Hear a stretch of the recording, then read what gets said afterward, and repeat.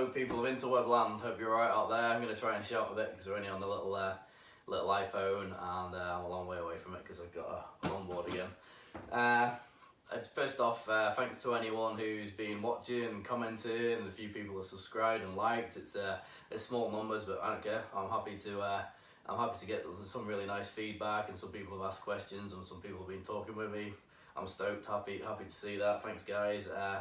Yeah, I'm really happy that people are actually sort of finding these useful and appreciating it. So yeah, thanks very much. So into another review. This is going to be a bit of a funny one. It's almost a pre-review. So this is a Firewire Gem. I've only ridden it once, but I'm so stoked and so excited about it that I just wanted to talk about it really, because I know there'll be lots of guys out there. These are going to be starting to hit the shelf soon, and a lot of people will be wondering where it sits in the line, what it does, what it doesn't do. So the background on this bad boy is it's Tyler Jensen and Dan Mann collaboration again, same as the Specialty, the TJ Pro and the TJ Everyday. And this was supposed to be a one longboard quiver for whatever you might turn up at the beach at for Tyler Jensen. So not as high performance as a TJ Pro, which is very thin, low volume, high rocker, and not as retro as a TJ Everyday. Now for my use, I sort of found the Specialty to kind of be that board in the middle, but yeah, this is actually really special. So I'll tell you where this started. So I've had the wing nut originally, as you see in my reviews, and really like the wing nut. I've actually sold that now, but again, a cracking board. It's got a good offer on it. So and I've been really liking the Specialty. So the Specialty just blew me away because it does everything. It glides, it rides the small waves, and it'll ride from knee to head high here and still turn quite well. So I was really impressed with it. And then I decided to have a look at high performance longboards again. So I actually thought, well, I didn't want to. There's a couple I had in mind, and I actually found one from a local shaper on second hand that was quite a reasonable price. So I gave that a go, and long story short, it made me decide that I still did like some of the higher performance longboards, but that board was really good, but it was made for a good wave, and I found it very hard to get it going at the speed I needed here. Turned really well.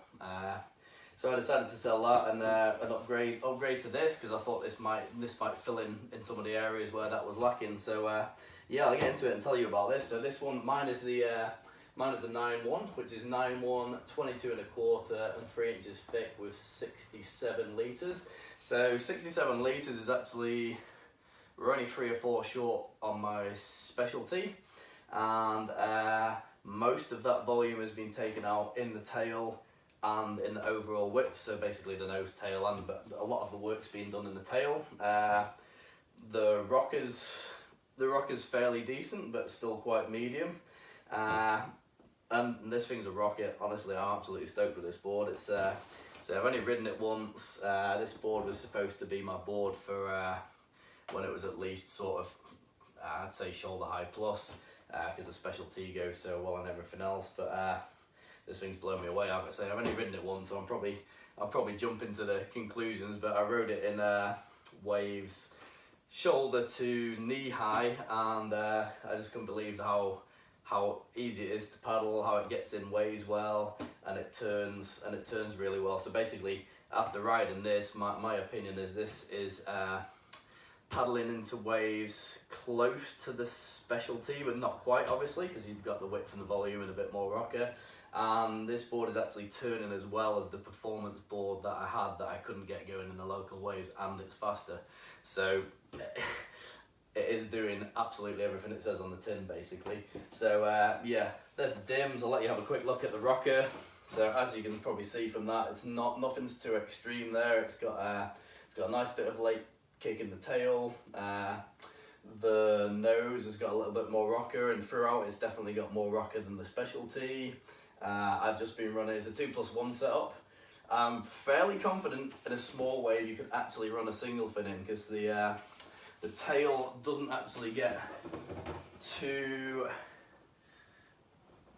tight till quite late, so I don't actually see a problem with putting a single fin in this. I've just been running the Futures standard SB1 side bikes in fiberglass. They're quite nice, and I've even been running Greeno 4A or Marshall Brothers in the back. Some of the FCS fins are quite nice as well. I tried the Chrysalis or the FCS Connect, which is basically a dolphin. Yet to try it as a single fin, but I think it'll work. The thing that's crazy is this board has got some crazy concaves in the bottom of it. It's absolutely nuts concaves. And I think that's what makes it so fast, to be honest. I'm not really much of a nose rider, and I've not really tried to nose ride it yet, but see what we can and can't see from here. But basically, there's a fairly deep nose concave that runs up to almost here, and then from pretty much here all the way back is a V, and the V is sat, so the stringer is sat deeper in the water than the rails, but with a double concave going all the way through that. So I might try and show you from the end in a minute, but basically, there's my straight edge, and that's how much it's rocking all the way up here.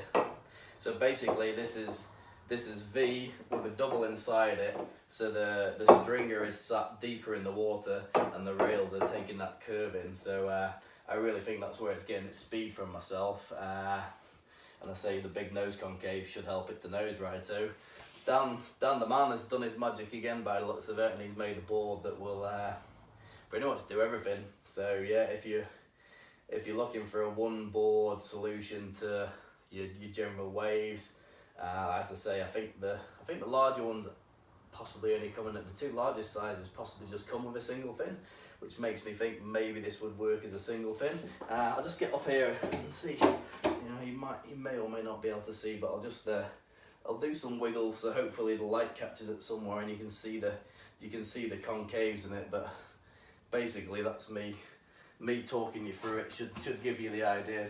Deep single nose concave stops about here, and then we just start almost straight into it's almost like a V belly first, and then it's V, and you can see the V running all the way through to the tail, and there's a double inside it, like all the way down. So I think that's what makes this such a screaming fast board. And to get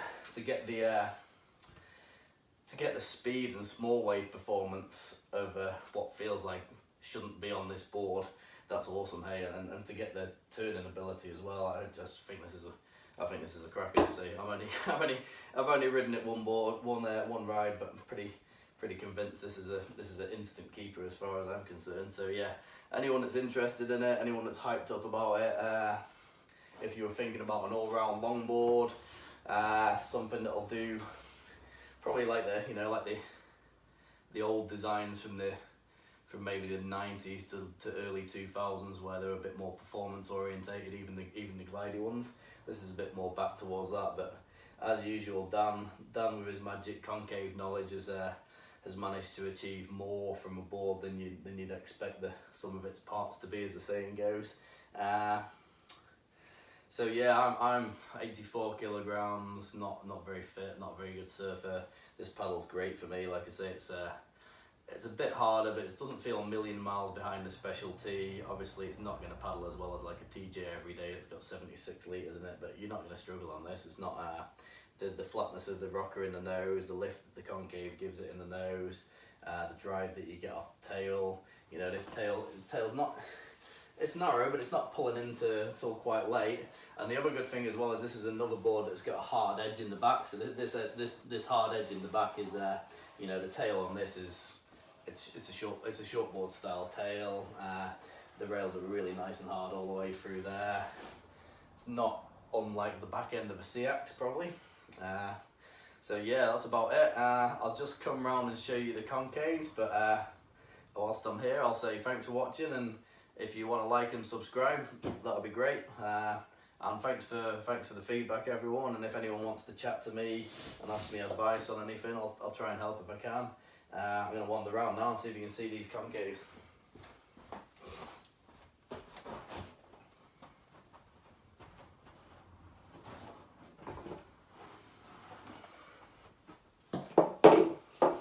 So I hope we can do a half decent job at these. Probably shouldn't have had the fins in.